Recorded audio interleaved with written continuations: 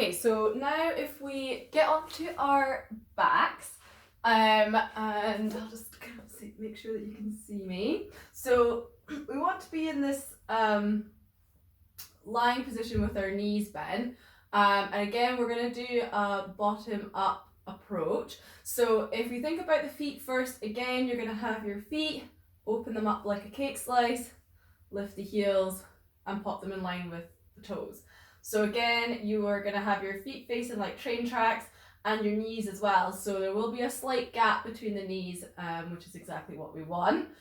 Again, we're going to find our neutral spine. So this time, the best way that I find is that if you make a diamond with your hands, and if you pop your thumb where your belly button is and your fingers towards your pubic bone, you're going to imagine that you've got a marble in the middle of your diamond, and then you're going to tilt that marble all the way towards you and all the way away from you. So when you roll that marble all the way towards you, you're going to be flattening your back against the floor.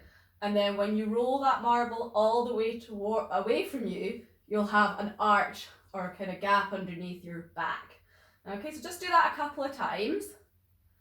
And then you're going to try and find the middle of those two extreme movements. So then your marble will sit right in the middle. And you might find that your pelvic neutral, you might have a little bit of a gap like I do, or you might find that your back is totally flat against the bed, or the floor, or you might find that you've got more of an arch, and that's okay, as long as your diamond or your marble is totally level. Okay, so shouldn't be too far this way, shouldn't be too far that way, just nice and flat. Okay, and then we're going to think about activating our core again. So thinking about that lifting of your pelvic floor and then that coming together of those two magnets on those bony bits of your pelvis there. So that coming together and lifting. You should feel like there's a little bit of activation or a little bit of heat below the belly button, okay? And again, not a lot of bracing, not a lot of squeezing, just a gentle amount of activation. We're going to think about our ribs again, okay? So we don't want this to happen. We just want it to be tied down. Okay, so imagine again your springs tying your last rib here to your pelvis and coming down. Okay, the next thing we're going to think about are our shoulders. So if you shrug your shoulders all the way up towards your ears and then all the way away from you, do that a couple of times and then just try and find a comfortable place between the two extreme movements. Okay, and then if we think about our shoulder blades, they're just going to snuggle underneath your back.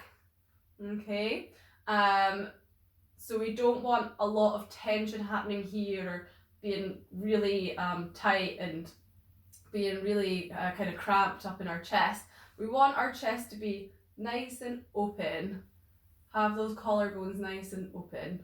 Okay, and have the hands just by the sides there.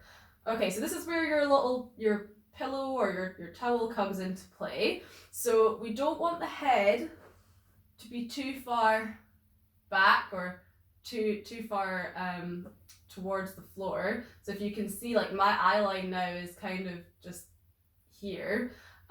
So that's where my little cushion comes in, and now I feel like I'm more in the middle and I'm just looking straight ahead of me.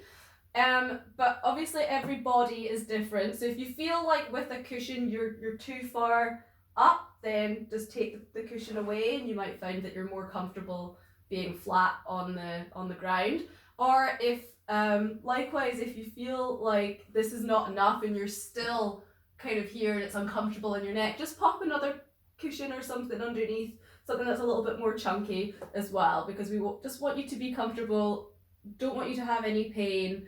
Yeah, and then that's you set up for our Pilates exercises.